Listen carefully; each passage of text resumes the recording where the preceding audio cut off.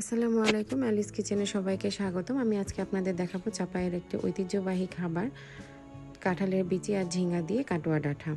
তো এই জন্য আমি ঝিঙাটাকে ভালোভাবে কেটে ধুয়ে নিয়েছি। এখন এটাকে আমি একটা কড়াইয়ে লবণ,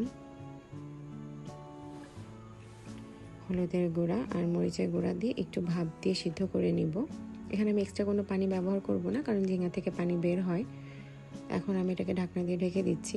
আসলে কাটোয়া ডাঁটা আর কাঁঠালের বিচিটা সবসময় পাওয়া যায় না, এই জন্য আমি এটাকে সিদ্ধ করে ডিপ ফ্রিজে সংরক্ষণ করেছিলাম। দেখুন আমার ঝিঙাটা মোটামুটি সিদ্ধ হয়ে এসেছে। এখন আমি এটাকে তেলে দিব। আমি কড়াইয়ে তেল গরম করে নিয়েছি। এখন দিয়ে দিচ্ছি রসুন কুচি, পেঁয়াজ কুচি। রসুন কুচি আর পেঁয়াজ কুচিটাকে খুব ভালোভাবে নেড়ে চেড়ে লাল করে ভেজে নিতে হবে। এখানে আদা বাটা বা রসুন বাটা কোনো কিছুই লাগবে না। দেখুন আমার পেঁয়াজ আর রসুনটা মোটামুটি লাল হয়ে গিয়েছে। এখন আমি ঝিঙা আর ডাঁটাগুলো ঢেলে দিব। মাশাআল্লাহ, কালারটা খুবই সুন্দর এসেছে। এখন আমি নেড়েচেড়ে সব উপকরণগুলো মিশিয়ে নিচ্ছি। আসলে কাটোয়া ডাঁটাটা সবসময় পাওয়া যায় না, এই জন্য এটাকে চাইলে সিদ্ধ করে ডিপে সংরক্ষণ করতে পারেন।